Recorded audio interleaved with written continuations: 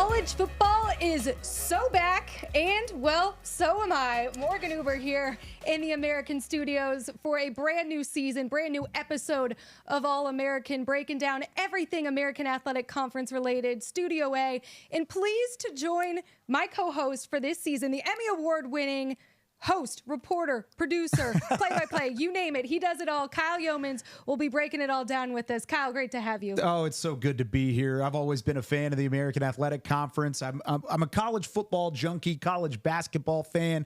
I do a little bit of everything, like you said, and it's because I can't just get enough. I can't get enough of the sporting event, these student athletes that do a phenomenal job, and of course, watching you guys for years, it is so good to be on the show. You talked about it's the same show, but a new format. So it's going to be a little bit different this year. We're going to have a lot of fun through the next couple of months. Well, I know you're a big college football fan. When you're not watching your three triplets or calling games, you were watching college football all day. So we sometimes have plenty at the same time. Yeah, right? Yeah, multitasking. It's Exactly. the life of a parent. I don't know how that goes yet. But, Kyle, week one, it's all about overreactions, right? We haven't seen enough of these teams. It's a small sample size. Yeah. Some fan bases couldn't be more thrilled with what they saw, where others might be a little, aggravated. They're already trying to, call for coaches, whatnot, what have you. What were your impressions here inside the American week one? What stood out? Well, I thought the scoring stood out tremendously. I mean, you go 10-4 as a conference on the weekend. You got 10 victorious teams. 9 of those scored 40 points or more. Of course, we had some big-time outputs, 60-plus points on a couple of occasions. You had 3 guys throw for over 300 yards. You had some 100-yard rushers, 100-yard receivers. Roderick Brown, what he did at North Texas, 230 yards receiving in week one. It was really a phenomenal outing for these offenses and showing out early. But you always got to put an asterisk on it early in the season whenever it is week one, because there's a lot of things you can learn about your ball club only within your ball club, because a lot of times you're scheduling up, and so there's really nothing to lose. A lot of times you're scheduling down, and there's nothing to gain. So the overreaction, going into overreaction Monday, they call it Manic Monday in college football. All of that is fair to say, but also just take it with a grain of salt going into week two. There's a lot of season left to go. These teams are going to look completely different by the end of the year. But as you go into week one and you're excited and all that hope is still there, you got to temper that hope or temper the criticism early on before you can really tell what these programs are. I remember when the schedule first came out, I looked at week 2 and I said, man, there are so many monster matchups, and I think we're going to learn a whole lot about these teams. And the one that everyone really has their eyes set out on, the Tulane Green Wave. They'll be hosting Kansas State, a game 2 years ago that really started that magical run for the Green Wave and what went on to be one of the most memorable seasons in school history and really in college football history in what they did. And let's take a look at those highlights here as we go back in time. Adrian Martinez, 4th and 1. The K-State quarterback stopped short of the first down. And in that game, Tulane's defense held running back Deuce Vaughn out of the end zone. Michael Pratt going on for a career-high rushing 87 yards in that game. And, of course, he did it with his arm, too, to Tyreek James connecting in the end zone. But it was a gutsy call with 2 minutes left, Tulane up 7. They go for it on 4th down on their own 22 to seal the game. And that right there, Tulane wins 17-10 in Manhattan, Kansas. It was thrilling. I remember watching it from home on my couch. But, with us today, we have Maddy Hudak, who was there in person. You've seen her work on SI.com. You hear her on the sidelines each and every week for the Tulane Green Wave. No one more dialed into this program than Maddy. We appreciate you joining us. Maddy, give us a sense right now, a new era of Tulane football. What's the vibe in NOLA? The vibe, I'm just having a great time after that little throwback to Kansas State, where I think that was one of my favorite games as a sideline reporter, because I was like, okay, I get it now about college football and really what the magic is here. And being able to get that upset on a road game was just, it really rejuvenated that team that season. But you just look at where they were at that time in that year. That game was on ESPN Plus. And it really shouldn't have been because they both became conference champions that year. But there was really no expectations of Tulane outside of the guys who predicted that they were going to go to the conference championship back in December. This year is different. I think with John Summerall coming in, there's been a lot of offseason momentum, and that really going into the Thursday night season opener, yes, it was against an FCS opponent and you're still trying to figure things out, but to not have a starting quarterback named until that day and be in this new era where you just don't really know that much, the fact that they have this much momentum going for them in the city of New Orleans, and the fact that they're one of the only football teams here that are having some opening success definitely helped them to start the year. Now, Maddy, when you look back at that game, I thought one thing that stood out to me was that was the only time that season in that magical 2022 run that they had that Michael Pratt outrushed Tajay Spears. And Kansas State slowed down and held in check the most explosive player in the conference that year to 9 carries for 26 yards. And yet they still lost. And Tulane ended up winning that game 17-10. So my question to you is this year, who is that explosion piece that has to have some success for Tulane if we're going to continue to what they were able to do in week 1 by putting up 52 points? And the answer has to be Mekhi Hughes, but something really interesting about that time for Tajay Spears when they went through that Kansas State stretch, not to discount Kansas State, but it wasn't so much them shutting him down as much as it was he was kind of going through just some mental blocks that year. And he says it himself. He was just not his best self that year. And Iverson Celestine was the one that outrushed him that day because Tajay just kind of wasn't able to get it done. And so I think it also really showed how complete of a team that was because a lot of the question that year was, are they going to have to rely on Tajay Spears to do everything? And he was the leading rusher and receiver for the next few weeks that followed. But yeah, this game, you saw 8 different ball carriers for Tulane in the season opener. And a lot of that was kind of trying out some guys. But you also saw, I think, a lot of flash. And you have Mekhi Hughes, but you also have an interesting counterpart in Shoddy Clayton Johnson, where he was probably a better runner on his 4 carries on Thursday night than I can recall over the last couple of seasons. Just he played with a lot more violence than you really remembered of him, but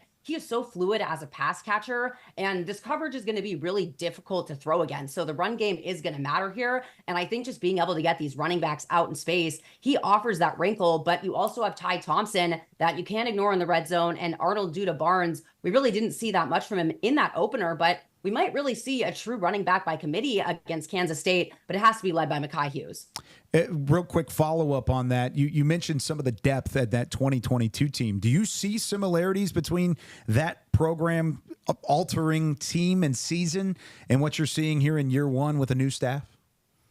I think it's hard to ignore when you look at kind of the poise at quarterback that they followed up Michael Pratt with, when the whole question was going to be, and it really shouldn't have been this seamless. Now, there's only just been 1 game, but I mean, I've been watching Darian Mensah since April, and the way he just kind of took this competition by storm. And it wasn't so much that the other guys lost it. He wasn't even in the running to start. He just played his way into that. And hearing his teammates talk about him today, just really being super confident in him and just referring to his swagger as California cool, the fact that he calms them down a lot. I think to have that similarity to the 2022 season, probably the most important one to have. I think you're still trying to figure out a little bit of their identity on the defensive side of the ball, but they have a really strong linebacking court between Tyler Grubbs and Sam Howard. So if they can emulate Nick Anderson and Dorian Williams in the way they played on the field, they have the leadership that really emulates that player-led team in 22. And so this game this weekend, I think, is going to tell a lot about really what those similarities are. What's so interesting is, Maddy, we were at Media Day, a month plus ago, and Mensah's name wasn't even one that was really on our radar. The battle at the quarterback position between Ty Thompson, Kai Horton, those were the 2 names everyone had on their radar. What was it about Mensah that really set him apart in that battle? You hear the term it factor, and they've called it a bunch of different things. His California cool, his swagger, that he just has something about him. When you use those terms to describe a quarterback, I think that's really that all-around guy that you're looking for. And I think he's the one that just closely emulated Pratt in his leadership ability. And so as we kind of heard throughout training camp that Michael Pratt had really taken him under his wing and mentored him when he was a true freshman, and Michael Pratt really didn't have to do that. But just hearing how much Darian Mensah took away from him, he's just a really natural leader out there. But for being a redshirt freshman, he has a level of poise to him The fact that his first college throw was a third down conversion and he threw across the middle of the field and threw against the coverage that he did with confidence. And to hear other guys say that he calmed them down out there, that's all the qualities that we saw throughout training camp. And kind of the second he started to play with the first team, it immediately became clear that there was just something about him. But you never know until he takes the field and how he's going to execute. And this weekend is going to be, again, a giant test. Michael Pratt struggled against Kansas State. He threw 2 interceptions before, as you mentioned before, just really tucking it and running with it. But I think he really just emulates Pratt in a lot of ways and makes the team around him. When John Summerall says he's a better coach around him, that to me says a lot. Coach Summerall, one of the things he said in his post-game presser was he called it an average performance. I mean, the team wins 52-0, and he's calling it average. So what are the things that you've heard from Coach being around the team this week that they're emphasizing, harping on those fine details in order to host a Kansas State team that has a lot of expectations here this season? Yeah, well, when he came on the post-game show, we were kind of taken aback in the press box, expecting probably a little more positive of a review, but I think it just goes to show how important this season is to these guys and how figuring things out really quickly is going to be really important. I mean, he used the term abysmal when he referred to the kickoff coverage. It was definitely not sound. And, to have Greg McMahon on the staff, to have John Summerall be a former special teams coordinator, it's definitely not the outing that you want to see outright. The tackling, I think, really needs to shore up, especially when you compare it to Tulane beating Kansas State. That was a single game best display of tackling I've probably still seen as a sideline reporter. It was so clean. All of the hits were down immediately. It was good wrap-up technique. The cornerbacks were really good with their downfield tackling in that game. So I know you have to get those kinks out early on, but you really need to see them hit a little harder going into this weekend. And then pass rush, I'd say, was a little bit of a concern for Tulane in that opening game. There was just so much rotating, though, at so many positions and trying to get some of those guys playing time that a lot of the concerns on defense and special teams, it's hard for me to kind of say what the starters are going to look like for these guys. But every unit kind of had their strengths and weaknesses. But I thought the offensive side of the ball, the run game, to have, again, 8 different ball carriers, 241 yards, 204 yards in the air, it's really hard to find anything to nitpick on that side. You mentioned the defense there and all the missed tackles and some of the things that will drive a coach crazy are missed tackles, and especially multiple of those. But in terms of pressure, pass rush, Tulane was able to get in the backfield quite a bit. Now, going up against the Southeastern offensive line is a different challenge compared to what they'll see against Kansas State. Do you feel like they have a chance to get home against the Wildcats and then, of course, against some of these other better offensive lines that they'll see later in the year? I absolutely do. I just think about Patrick Jenkins and Eric Hicks still being the anchor of this team. The fact that Adonis Freelou has put on something like 20 pounds and he's the backup nose tackle. Aiden Huntington, he has been incredible to watch all of fall camp, but I've watched his tape against Ole Miss and Troy last year, so it's there. They just really didn't get off that much against Southeastern Louisiana, which you could say is a little concerning going into this matchup, but you've seen Tulane compete against these Power 4, Power 5 schools these last few seasons by their play in the trenches, and I think that's going to continue to be their strength. I think we'll probably see, I don't think either Kansas State or Tulane showed any of their cards in terms of what they're really going to run on defense and offense in these opening games, knowing what they have this week. So I think we'll see a lot more creative blitzes, the way that they use Shaquem Leister at that bandit role, which is probably the point of concern on that pass rush. He doesn't have as many run responsibilities, but he had a pressure, and every play that he was in, the quarterback was affected. So if it has to kind of be creative to generate that pressure, I think once they start to see it, they got 2 sacks in the first game, and I saw they have a tally going in the meeting room of the 2024 sacks. So it is a number that these guys really want to shoot for, and it's the best way to make a statement and shut down an entire offense. So, Maddy, in the film study that you've done looking at K-State and Tulane, what is this game going to come down to on Saturday? I think it's going to come down to just executing and those small little errors being the difference maker. If I'm correct, I don't believe Kansas State was penalized in their season opener. You can't say the same about Tulane, who had a lot of bad penalties. One called back a third down. There were 2 false starts on Darian Mensah's opening series. As a redshirt freshman quarterback, it's not really what you want. You had a penalty on special teams that ended up extending a drive on defense, and you saw them fight through that adversity in this first game. But Kansas State, the way they operate, I wouldn't say that there's any elite thing that sticks out about them, but they run everything very well. Everything is good about them. And I think for Tulane, you can kind of say the same thing at this point, where there's no great area that you can really point to. But if they're able to shore up on special teams, then to me, they're very even in all three phases of the game. And so that to me comes down to turnovers, time of possession, and kind of what you saw the last time Tulane faced them. I think they're going to want to establish their run game a lot, both for the longevity of the offense and just wearing down and trying to deal with this 3 safety shell that Kansas State runs. That to me, just limiting mistakes and turnovers is going to spell whoever wins. Well, the scene we know for sure will be rocking there at Youmans Stadium. We cannot wait to see how that one shakes out Saturday, noon Eastern on ESPN. Maddy, thank you so much for taking the time to join us and looking forward to hearing your coverage on the radio call. Yeah, I can't wait. It's the 10th anniversary of Youmans Stadium, so it will be rocking this Saturday. Wow, 10 years already. And I mean, it hasn't been that long since we've seen a graphic this good. How about that? South Florida from one side to the other. Tamed.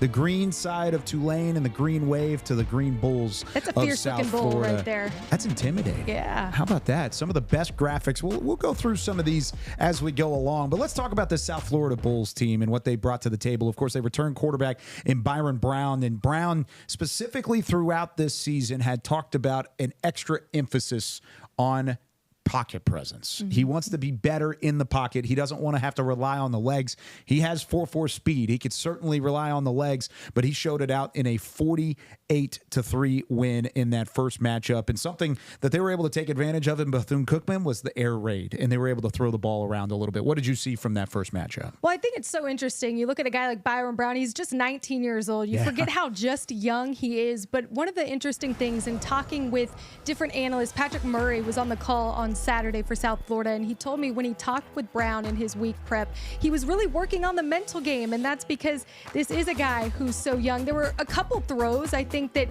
he would want back in this one, but for the most part was extremely efficient in the RPO game. And Coach Golish did say, look, we kept it simple tonight. We wanted to get comfortable, right, in the opener.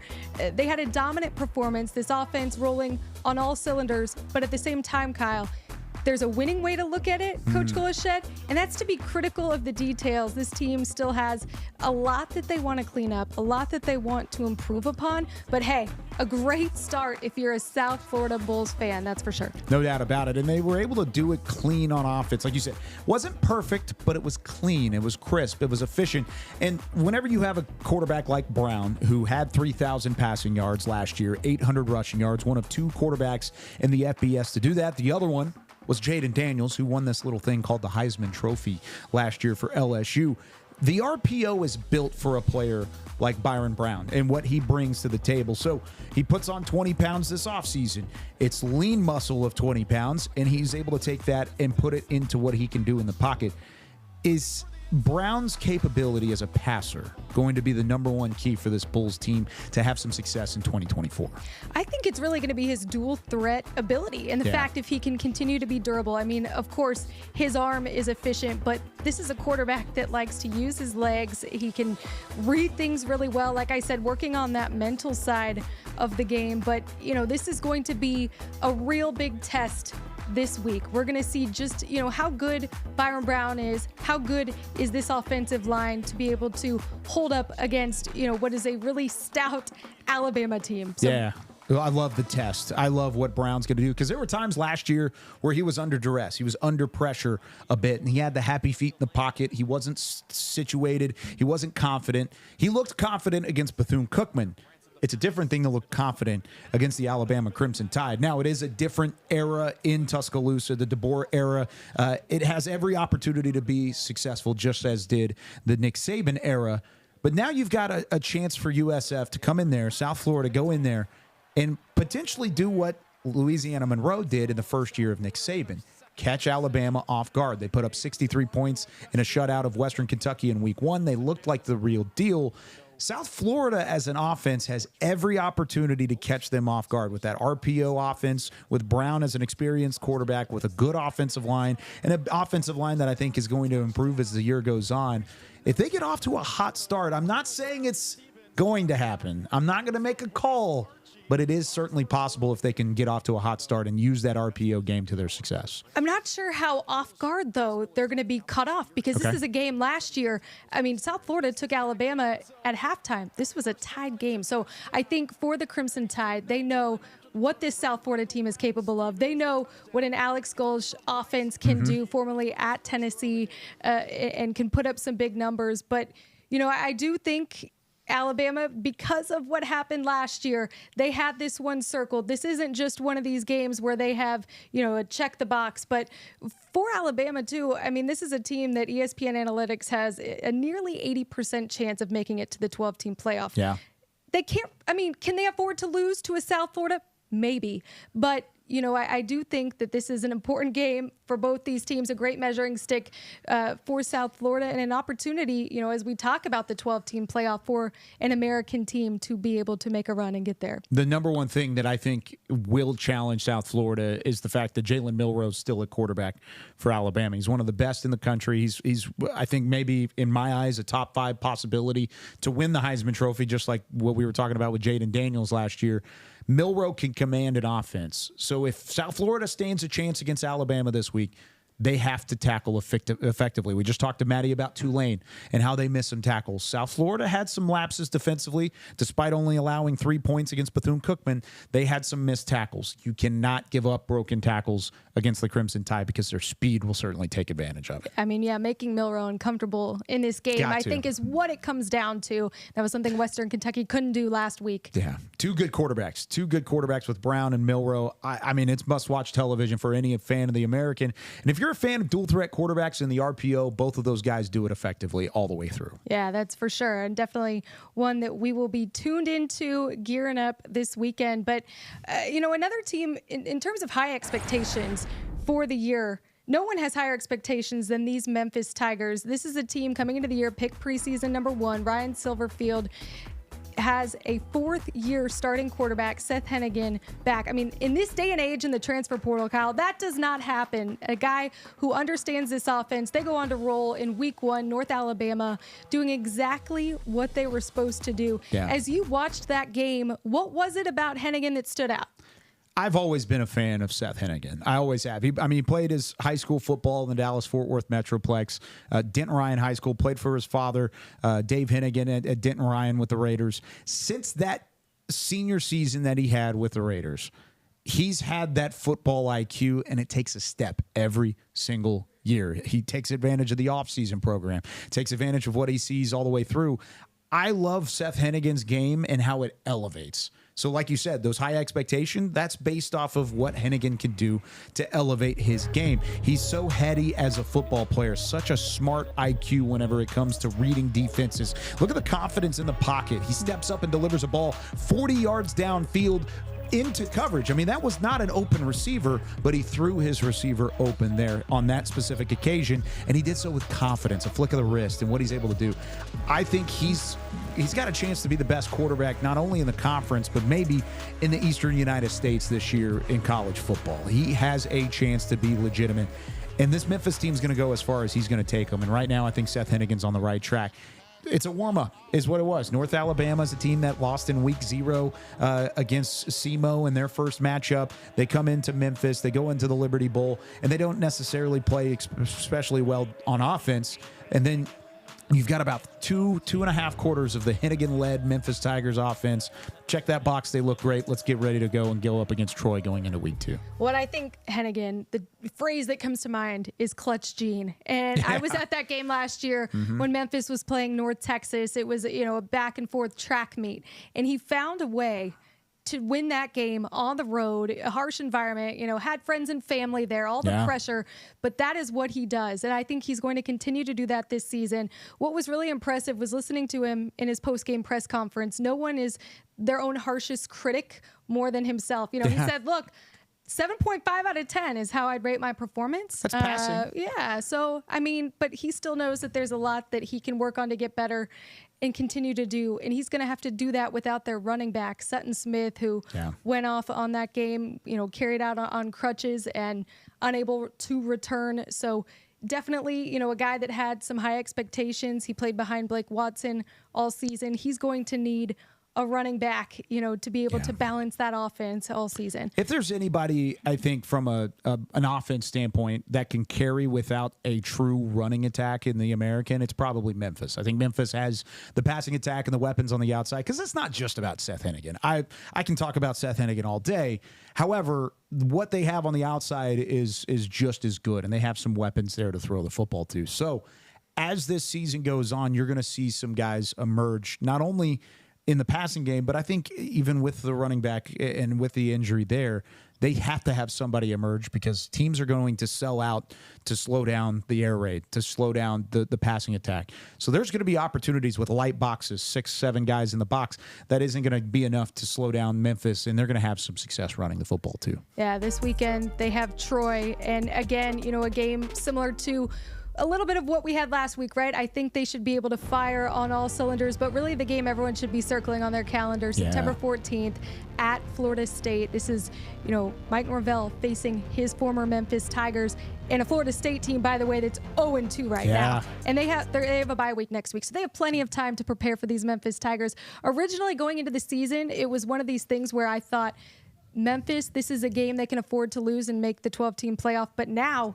it's almost a game that they can't afford to lose with the way Florida State has started their year. Yeah, Florida State can definitely not afford to lose it, because they're down 2. I mean, the fact that out of the FBS teams that are favored by 10 points or more in the first weeks, in week 0 included, FBS teams are 71-1 when they're favored by 10 points or more, except for Florida State, who's 0-2. So I don't know what the line will look like that game, and I don't know who will be favored, because I think Memphis is just as good as Florida State, at least based off of what we've seen so far. I know it's a short sample size, but Florida State has not looked very good, and Memphis has looked really good, and I think the expectations are there from the Tigers. But if they're a double-digit underdog again, I wouldn't be surprised if Memphis makes another run at it.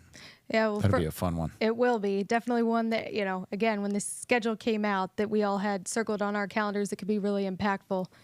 Now, I want to move on to UTSA. I want to move on to the Roadrunners. And we talked about those game-winning graphics. How about who? Question mark? Of course, playing to the Kennesaw State Owls, new member of Conference USA, and a new member to the FBS as well. But 28-16 for a team that has the expectations as high as UTSA. You mentioned the 7.5 out of 10 that Seth Hennigan gave himself for a grade. I think that's probably what you would say for UTSA. Maybe even a little bit lower than that. Even though it wasn't convincing, do you still have those high expectations for the Roadrunners this year? I do. And I think it's all going to come down to what Owen McCowan can do this season. And I think, last year, the silver lining, right? You're replacing Frank Harris, the face of the franchise at quarterback. Big shoes to fill. But one of the silver linings last season was the experience that McCowan got with those injuries to Harris. I think, he came in, he did an okay job. He understood this offense, but I still think there was a lot to learn. But this is a UTSA team that returns a lot on their offensive line. 4 starters are back. And I do think he's got that NFL pedigree. Dad, former NFL quarterback, 18 seasons. Josh McCowan, 2 uncles playing in the NFL as well. I have big expectations for them, and I think we're going to learn a lot about them in week 2 as well with their opponent, Texas State. Well, I think you bring up a phenomenal point. Frank Harris was there since the Alamo Dome was built. He's been around forever, and then all of a sudden, here's Josh McCown that comes out, and of course, the name is there. But he also lost some weapons to throw the football to. Joshua Cephas last year was a receiver that had NFL caliber potential up there too. They've had some guys graduate over the last few years that the high-powered attack from the offense of the Roadrunners just doesn't have that same lore. But they were still able to throw the football around. They only ended up with the 28 points, which, compared to the rest of the league, they were the only team that won and didn't score 40. You get the win, you get the dub, you move on, right? And you survive and you advance. But I think there's a question mark as to why the passing game was able to have success with 3 guys that were either above 60 yards and there was one at 59 yards, so knocking on the door of 60 yards receiving. But you can't run the football effectively with 3 running backs, 3 of which that I think you would argue are toward the top of the conference. They only ended up with 76 yards on 34 carries. I don't know if that's good enough for this UTSA team, and I think it is a little bit of a concern. If you're having that outing against Alabama, like what we'll see next week with South Florida, if you get slowed down by a bigger SEC or a bigger off defensive front seven, something like that with all these NFL talent, it's concerning that it was Kennesaw State and that you only had 76 yards. I want to see more from that big-headed attack because I think those three running backs are really, really good. They just didn't necessarily show it in week one. I mean, last year they earned the nickname the three-headed monster, and I think they, we hear Maddy talk about the Tulane running back room. Sure, they're tough, but I think when I came into this season, the running back room that I thought was the deepest and had the most potential was this UTSA team, no question, no doubt. So I think they've got to get back to running the football. Kavorian Barnes so depended on.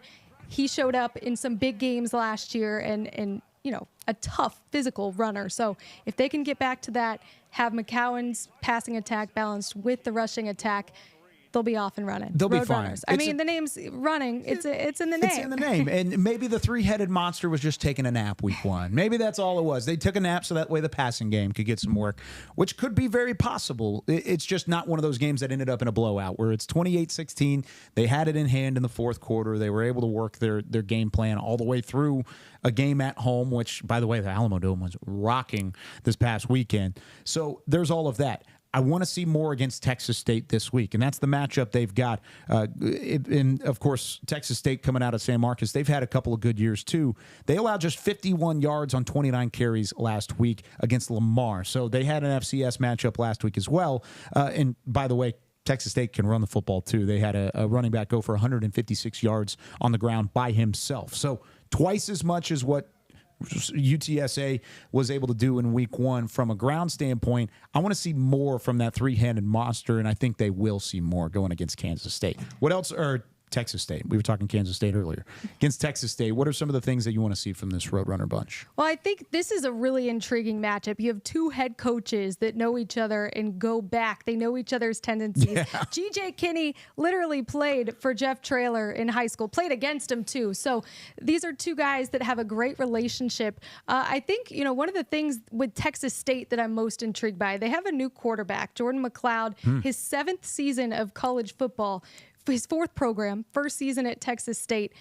G.J. Kinney has said great things about him, but I still was surprised to see that they didn't handle Lamar like the way that they played last year with T.J. Finley. That was one of the reasons Finley came to Texas State, the G.J. Kinney offense. There's nothing like it. Set records, everywhere he's been as a head coach.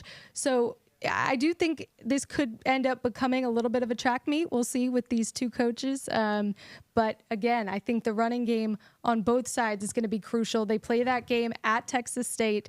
And this was another one, too, when we looked at the start of the season that could potentially, a lot of people had Texas State as a potential to be that team coming out of, another conference champion, that 5th ranked highest conference champion making it. So UTSA needs this win to be in that conversation. Oh, yeah. And they're going to travel, too. San Antonio to San Marcos. The Roadrunners are going to be, there's going to be a lot of orange. Yeah, there's going to be a lot of rivalry in that weekend. Really excited about that one. And you talked about McLeod. McLeod versus McCown. You get the battle of the mix going into this week. I think McCown looked so much cleaner in week one. Now, Texas State ran the ball way more effectively, but McCown, I was really impressed with his pocket presence. We talked about that earlier with Brown. I like what McCown. See, McCown. I like what McCown has shown as an inexperienced quarterback in terms of snaps. Of course, he's experienced with what he's done and been around the game for his entire life because of who his father and his uncles are. I like what I've seen so far, and I think he's going to take this offense to the next level. Well, we've talked so much running, and one team that loves to run the ball, the newest member to the American Athletic Conference, the Army Black Knights, they get things going the right way in week one, and it had been 20 years since Army had been a part of a conference, and Jeff Monken, this team is fired up to be here in the American and surely put on a great display. Let's listen to what he told his team inside that locker room after that win against Lehigh. You know what that is? That's one. So bring on the next one. That's a great job in the second half. Defense. Talked about at halftime, bend don't break. We probably bend a little bit more than we wanted to, but we made a play down there and kept them out of the end zone. It was a great job, okay? Great job by the offense. Every drive was a touchdown drive. Every drive, okay? 100%. It's hard to get a better percentage than that, okay? Let's show people that we belong in that league. And it's not about the team down in Boca Raton, it's about the team right here, okay? We got to get better, okay? That's a good start, but it's just a start. Adversity is coming in the form of football, school, life. When it happens, don't flinch. All right, sustain momentum that we just established today and keep moving forward. If there's anyone that knows about adversity, it's these cadets and midshipmen. We'll give it to Navy too. Yeah. But the rigorous schedule these guys go through, week in, week out, it's not just, about football there. It's everything else. But, the whole, it's just one mentality. We're going to experience adversity. I love the way that Army started their first drive. Mm-hmm. They end up with the fake punt. And that was, Munkin said, look, I'm not starting this with punting the ball to Lehigh, a team where they should go in and aggressively, win like they do, 42-7, win like they did. As you watch that game, Bryson Daly at quarterback, a whole nother season under his belt, what is so impressive about what he does on the field and the way he commands that offense? Yeah, well, I think it helps the fact that he's playing behind an offensive line that has 65 starts as a whole. This is an experienced offensive line. They're nasty up front. The physicality of Army has always been there. Any Coach Monken team has been physical, even going back to what he was doing at Georgia Southern back in the day. This looked like an Army team that wants to run you over. They want to command an offense, and he could throw it around too if he wants to. He ended up throwing the ball a little bit, 432 yards of total offense, 375 on the ground. They're going to run the ball more than anything. That's just part of playing in the gun option like what they have with Monken.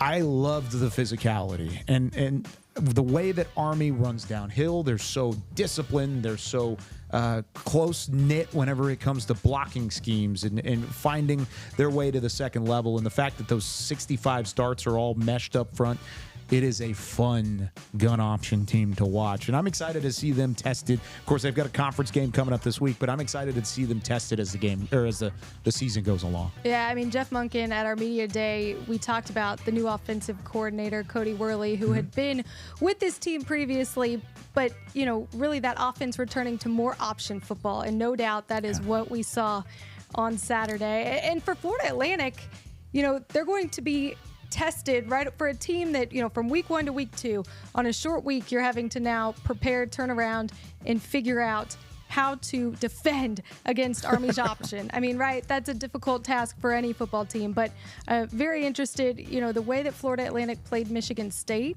Talk about toughness. I think they put that on full display as well last Saturday. Yeah, I liked some of the things that Tom Herman's ball club did. I thought against the passing attack, they were good. The first play from scrimmage was an interception for the Owls, and they started off hot. Now, the one thing with Florida Atlantic is you got to find a way to finish a game. And winning on the road, especially in that environment in East Lansing, it's never easy, whether you're in a non-conference game or a conference game. That's hard to do. I liked the way they stuck in it. I liked the way they battled. And that's the type of adversity and toughness they're going to have to show going against Army. Because Army, like I just talked about, they're going to bring physicality. They're going to bring that downhill ability and the rushing attack that put up 375 yards on offense. I want to see Florida Atlantic match that intensity, match that physicality, and that's not an easy thing to do. Yeah, there are no moral victories in football, and that was the message that Tom Herman had to his team. I'm glad he believes that. I'm the same way. Right? No moral victories. But I think there's things to build on, though. Right. This Florida Atlantic team, they have to figure out, though, how to win. That was one of the things last year. They had 4 one-score losses. Yes. And again, to start the season with another one-score loss, trying to get over that hump. I'm not sure exactly what it's going to take for them to be able to do that, but it's going to be interesting, as we get conference play here underway in week 2 with a good one. I think that's the big thing, is you have to play clean football. And if you're not playing clean football against a team like Army, they will make you pay. Because Army, I said it already, Right. discipline. It's the number one thing of being in the Army, being in a military ingrained into academy. those guys, It runs through their blood. So making a mistake, if you're Florida Atlantic, that's the nightmare. That's what's going to keep Tom Herman up at night whenever he's thinking about this matchup, is you cannot afford a mistake. Now, the good thing is you're in Boca Raton. You're in your home venue, your home mentality. There will be a lot of Army fans there just because of the military presence that's in South Florida. However, I'm really excited to see how they can build off of that. No moral victories, but building blocks along the way after taking a team like East Michigan or down to the wire and showing off some of that physicality in their own right. Well, one of the things about week one, we talked about it off the top of the show, right? There's always these overreactions that we have, things that surprise us. Yep. So, Kyle, what was it as you watched these American games? Who surprised you? Well, here's the thing. The University of North Texas surprised me. So for those that know, I do a lot of the ESPN Plus broadcasting with North Texas, and this is not going to be a show where I'm going to pump up North Texas. Let me just let it be safe No that bias. way. No bias here at all. But it's hard not to look at North Texas and put up 230 yards of offense receiving from one guy and one guy alone, and what they were able to do. And that's really what North Texas showed in week one. Chandler Morris, transfer from TCU, comes in game one. Boom. Big win against South Alabama on the road in Mobile. And the defense, that was a big question mark too. I think it's still a question, but when you put up 56 points, you can kind of have a little bit of breathing room there. I mean, Eric Morris, just an offensive guru and getting things going here early in week one. It Love looks to like see an it. Eric Morris offense, Right. which is some things that they did well last year. And then you had you had your quarterback leave and go to Cal.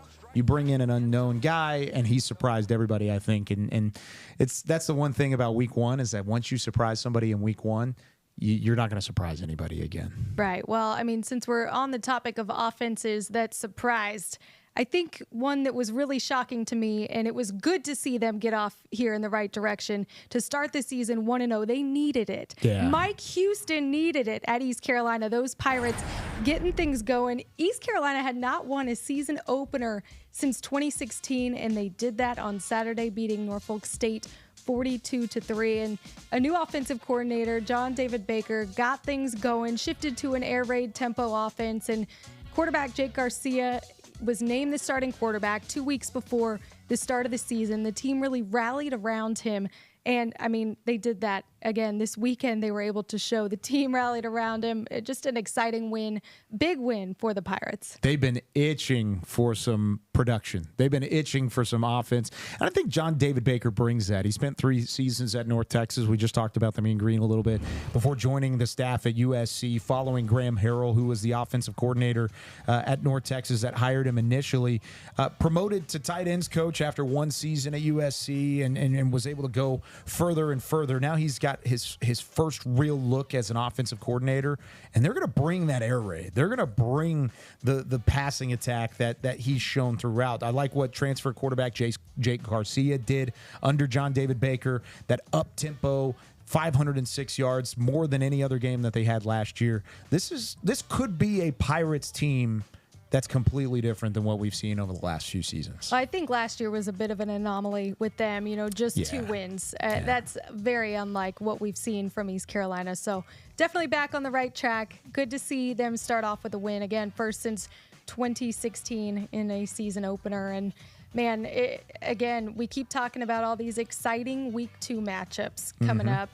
If you had to put your finger on it, which one are you most looking forward to and why? Yeah, it would have to be South Florida here. And I know we're excited about East Carolina. I just mentioned North Texas. As we take a look at some of these other matchups, UTSA, Texas State, we just talked through. Charlotte's got a fun one in Chapel Hill against North Carolina. But I've got my eye all over South Florida and what they've got. 3 straight wins of 34 points or more, including their 7-win turnaround last year, a bowl win over Syracuse that was 45-0. This is a team that just keeps building in the right direction. They've got a fun quarterback in Byron Brown that I really like so far and like his growth through the offseason. This is a first true road test for them. They'll play Alabama this week, then they turn around and they play Miami in 2 weeks on the road down in Miami, or in Tampa, I should say. I like what I've seen from South Florida. They've got to take a step forward against Alabama to stand a chance, and it's going to be a good test for them in Tuscaloosa. Absolutely. I'll be keeping my eye on that one too, but I'm most looking forward to, I have to say, how we led the show, the way Maddy Hudak hyped up that game. Tulane having the opportunity to host Kansas State, a game we flashed back to 2022. That was really the moment that Tulane went on that magical run, and I think they have an opportunity to do that now. It's a brand new era for Tulane football with John Summerall. But look, nothing has changed in terms of the winning ways, winning traditions, and the expectations that those players have. So many players decided to stay. You had a Mekhi Hughes who could have left and gone to, a bigger school, maybe chased some of that NIL money, but instead chose to stay and play for a guy like Summerall. Again, his track record at Troy, unbelievable. All the eyes and lights are going to be on that Tulane K-State game, noon Eastern on ESPN. And speaking of Tulane, we've got ourselves a special guest here on All-American. Play clock down to 1. Sawyer pumps, lofts towards the end zone, and it's picked off. Right into the arms of Rayshawn Pleasant. He's still going. He's got green grass in front. It's a pick 6 for Tulane. And this Green Wave defense showing out in a big way, 100 yards to the house. Rayshawn Pleasant joining us here inside Studio A, taking it end zone to end zone. What a game, what a performance, Rayshawn. Showing off your speed there. I got to ask, what's your 40 time? Because, man, you were flying down the field. I'm definitely a 4.3 guy. All right. Well, first off, what did you see to anticipate that pick? Honestly, I knew I was hot. I knew the ball was coming to me, and we've seen in film all week that they like to run fades and double moves when they get to that area on the field. And they had just tried our other corner the play before, so I knew the play was coming. And it really just happened in slow motion for me, for real. He ran the double move, the ball was on the thumb, made a play on the ball, and it was just, I went to the races after that. My teammates had great blocks, set it up for me, and it was just, I went to the races after that. Even though you're listed as the redshirt sophomore, I can see the experience there. You're thanking your teammates. You're saying we watched the film. We led to all these things to get to this point. But at the end of the day, it's 100 yards. I mean, were you gassed at the end of it? Was there a little extra fatigue involved, having to go length of the field to find the end zone? I ain't gonna lie, I'm most definitely tired at the end. But I managed to. We got a great strength staff that prepared us well in the off season as far as conditioning, and I was just able to shake back after. Now I have to ask: there was 100 yards in the interception return. How many text messages did you get after the touchdown? Did you hit 100 yards or 100 text messages for each yard that you had along the way? I ain't gonna lie, it was way more than I normally get after the game. It was a lot. Hopefully more than the jersey number. It was more than 5, right? For sure. Okay, good. Your former teammate, Tajay Spears, shouting you out on social media. Curious what you heard from him and any other former teammates now that are in the NFL and the big leagues. Tajay and Coin, they like big brothers to me for real. They was here my freshman year. They took me under their wing and just showed me how to be consistent and just be a pro for real early. And I just stuck to that strip since they've been gone and just working out fine for me. Speaking of consistency, this defense, to be able to come out with a shutout, what was the focus that was required or some things that you guys really talked about, thought about in game to be able to pull off a performance like that to open up the season? A lot of preparation for real. We just big on just holding each other accountable and just being very detailed in everything we do. And it just came to light on Saturday for real. It definitely did, and you guys. Thursday. Yeah, there you go. You a little early on. You got a Saturday game this week. Don't worry about it. The big thing that I looked at was the fact that you guys were on the same page for the majority of the game, communication-wise. This is a new staff. I mean, a new head coach coming into Tulane, but the expectations still remain the same. What has been the offseason work, and how much preparation led to a moment like that in a game where you guys were able to execute? I ain't gonna lie, we have a great staff. We are very blessed to have them here, and they do a great job just holding us accountable with each and every day we come up to work, and they hold us to a very high standard. And it's up to us to hold each other accountable to hold that standard. But we are very blessed. We have a great staff, and they do anything they can for us, and they do anything they can to make us in the best position to go out and make plays. Your head coach, John Summerall, a former linebacker, has that defensive mindset. What have you really learned from him? How have you benefited from having a head coach here like him over these past 8-9 months? Like I said, he truly a blessing to come here. He a young coach. He really relate to players for real. And just his energy, he walk around with each and every day, and it's truly a blessing to have a great coach like him. And you've had a couple of coaches now in Tulane, but why? I mean, you're a West Monroe kid. You're Northern Louisiana. Why making the move to New Orleans? Why was that the best fit for you? And how much excitement do you have now with the new staff and still those same high expectations? Honestly, I came here to like playing games like we playing in this weekend. Just a better conference, a great conference. Had the opportunity to play against P5 teams.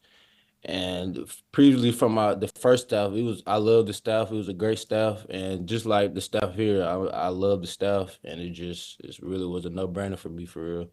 Well, let's dive into that K-State matchup. Big game here ahead this weekend. You faced them back in 2022, coming out with a win that was really a game that was the momentum, sparked the magical run that you all had that season. As you watch them on film so far this week, what stands out about their offense and quarterback Avery Johnson? Avery Johnson, a great athlete. He very athletic. Their receivers got some speed. And they very detailed, and they coach hard for real. And with all of that being said, I mean, it's always a challenge physically for a defense like that. How are you preparing for that going into the week and knowing the challenge that you have with Wildcats ahead? Honestly, it's really all on us. Just everybody, 11 players doing their job and just having great eyes, and just nobody really don't have to do nothing outside their job for real. Just getting 11 players doing their job, and we're going to execute the plan. A big game ahead on Saturday. We're going to play a game right now here inside of Studio A. And don't worry, I'm putting Kyle on the spot too. He has no idea the answers to any of these trivia questions. So the last time there was a 100-yard pick six at Tulane, guess the year. 1971. All right, so we're going to play some trivia. Just a little bit ago, right? It's just down a couple years back. Based on some things, yeah. What was going on 53 years ago? So putting both of you guys on the spot here, how much was a gallon of gas in the year 1971? Oh, do you want to start us off on this? Because I really have no idea. I'll say 50 cents. I'll go a little bit higher. I'm going to say 71 cents since we're doing 1971. Well, Okay. Neither of y'all were very on the money on that. 36 cents Wow. a gallon, which equivalent to $2.60 today. So it's about the right ratio. Interesting. Yeah. If we were Prices Right, you and I both would have lost. We both went over. It was not even close. No, for real. All right, let's see if you guys can get this next one. Football related. What blue and white team won a Super Bowl in 1971? And I think Kyle might know the answer to this one, only because of, a tie he has, but we'll see what you got. Got to be the Colts. Ooh. They would have been the Baltimore Colts at that point, right?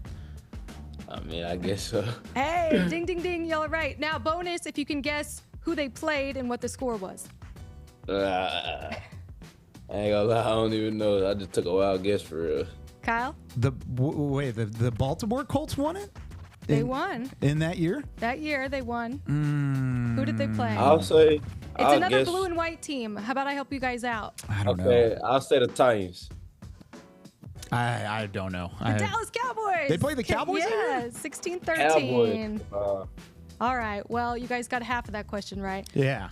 We'll move along here. I love coffee, so had to go a coffee question. What coffee shop opened its first location in the year 1971?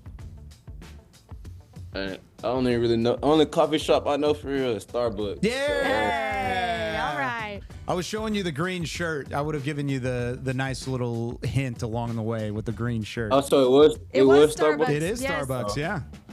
Bonus if you can guess where that first location was. I'll say Texas. Kyle? Seattle, Washington. Yes, Seattle. I know that from my honeymoon. Don't feel bad. It's okay. It's a good. I was just there 2 weeks ago Yeah, too. So that my wife was like, "Let's go ahead and go to the first Starbucks." I was like, "All right, that sounds good." And then it was actually great. It was fun. All right. One last one for you guys here. Born in 1971 as Calvin Broadus Jr., what name is this West Coast rapper and Olympic super fan? Okay, hint, hint. Olympic super fan best known as. Any guesses? Yeah, okay. I have no clue. I ain't gonna lie. Oh, see, this might be the one that I actually did know. How about, think about, he was out there, he was at the Olympics, he was walking around with the fun glasses and the fun outfits. If you watched any of the Olympics, The D, the D-O, the D-O Snoop double Dogg. G, Snoop Snoop Dogg, Dogg. yeah. that's right. That's right. I could have guessed that for real. I ain't gonna lie. Yeah, you would have gotten there at some point. Hey, we appreciate you playing the trivia game with us and greatly appreciate you taking the time, Rayshawn, and looking forward to seeing what this Tulane Green Wave team can do here against Kansas State this weekend. All eyes will be on that one. Best of luck. Thank you. Special thanks to Rayshawn Pleasant for taking some time. Of course, that's a big matchup with Kansas State coming up in just a couple of days. Now, Morgan, it was week 1 of college football. There's a lot to talk about on the field, but I'm a uniform guy. Of course, we've got the uniform rocking. We're already wearing green Look at on us in week this 1. green. I know. Being able to coordinate. We did not plan it. No, but not even at all. And it's worth a talking point because we weren't the only ones debuting new threads in Studio A. We're actually going into the new threads across the American because week 1 brings all sorts of new uniforms, and uniform talk is one of my favorite things to hit. So I'm going to let you start things off. Top 3 new unis. These are not repeat uniforms. New uniforms inside the American this week. Yeah, I love when we get to power rank anything, especially talking threads. UTSA, for me in particular, we're going to go backward, my 3-1. The Roadrunners, their helmets. Take a look at that city skyline. I thought that was really impressive. So they made my top 3 list.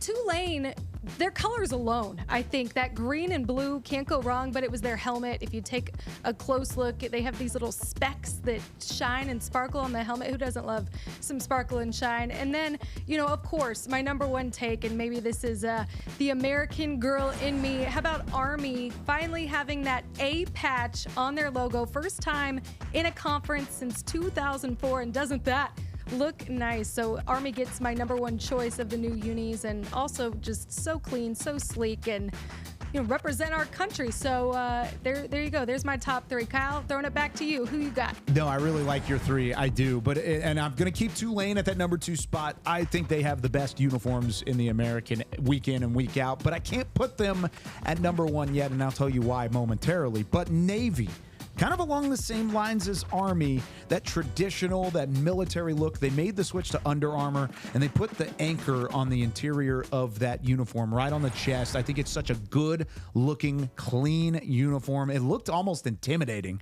on the field on Saturday, and of course, they ended up winning big, which was nice. But it was the fact that they had that, and they had the run game and the wing tee and all these different things added into it. So I like the Navy in gold. So the military academies both making our list. Check it off the list. Let's talk about the gold of Charlotte here for a minute. It's a controversial 1 and 2.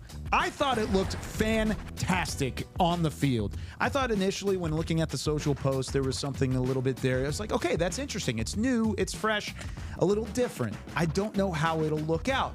It looked phenomenal on the field. The Gold Rush uniforms, as they're calling it, of course, they are the 49ers. They're not on the West Coast. They're on the East Coast. It doesn't matter. I love the gold. I love the helmets because it's not like a chrome helmet and it's not a yellow. It was a traditional gold, and it matched the uniforms perfectly, had that white look in between. It was clean. It was a phenomenal look.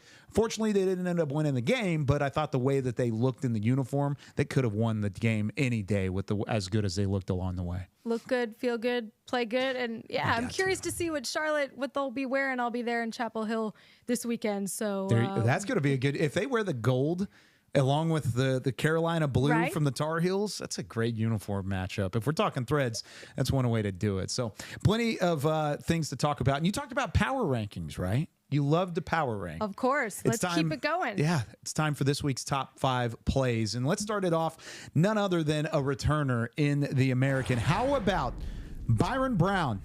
6:30 to play in the first. No score between South Florida and Bethune-Cookman. The read option. He was talking about his pocket presence. What about the rocket presence from Brown? Taking off from 42 yards out. USF wins big, 48-3. We head to number 4, the Gridiron in East Carolina, inside the red zone. Quarterback Jake Garcia hits Desario Riles as Riles soars into the end zone, takes out the pylon to go with it. Puts on that Superman cape and, celebrated by his teammates as they go on to cruise to a 42-3 victory. You know, Morgan, you know what's better than a former walk-on scoring a touchdown in a week 1 matchup? Tell me. How about a former walk-on being named Special Teams Player of the Week? Going 66 yards for the score. Camden Benjamin from Tulsa.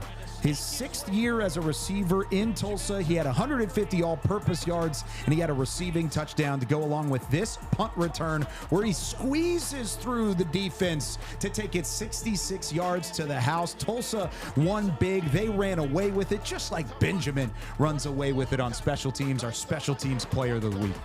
Well, something also special happening in Memphis on the pitch as we head to number 2. The Tigers hosting Iowa State, and they call it the beautiful game. And is this a beauty right here by Ashley Henderson? Whew. A back heel goal with ease. What a finish. And the top 10 Tigers, they go on to win 4-2. Something special brewing there for sure in Memphis. What kind of coordination does that take to be able to go back heel? I can't even kick going forward. You're talking about going behind the back like that? I was going to say, I have no coordination, so don't ask me. Not a part of my game at all. You know what else isn't a part of my game? How about interception returns? We talked to him early on. You already know him. You love him. Rayshawn Pleasant, 100-yard interception return to the house. The first one for the Tulane Green Wave since 1971. 100 yards. It's a long time to talk through a highlight because he has to go the length of the field. Doesn't matter if he's got the 4.3 speed. He said he was gassed at the end of it. Got the job done. He thanked his blockers up front. He said there was great vision to form a lane for him and get him into pay dirt. I mean, guys, he ran 100 yards. Let's give the guy some love. Number 1 for 100 and Rayshawn Pleasant. 100 yards and basically untouched. I mean, incredible. Excited to see what he can continue to do. We're just getting the season started. The Green Wave are going to be trying to keep rolling here. Yeah, and that's going to be a tough one to beat. If we're talking about week 1 of top plays and the fact that we've got already a 100-yard touchdown return, something that hadn't happened in 53 years. It's going to be tough to top next week on top plays, but we're going to have it for you either way. And it's something that I guess is a challenge to the rest of the conference. He set the bar high. Yes, I mean, that's no question about it. Can't wait for it. And we will have that for you in top plays next week as well. That does it for us on week 1 of All-American. Studio A has already welcomed me in with open arms, and I appreciate everybody for getting me involved. I'm a little bit of a rookie in this situation, Morgan. I appreciate you showing me the ropes as well. Rookie year. You're no rookie, Kyle. Great to have you here with us and the American Studios, Studio A here, the entire conference. Excited to have you. And we'll be doing this each and every week. So more coming for you next Wednesday. New episodes every single Wednesday along the line. Be sure to follow on all the American socials along the way as well. We'll be with you all the way throughout football season and beyond. For Matt and Zach in the back, for Morgan Uber, I'm Kyle Youmans. We'll see you next week from Studio A.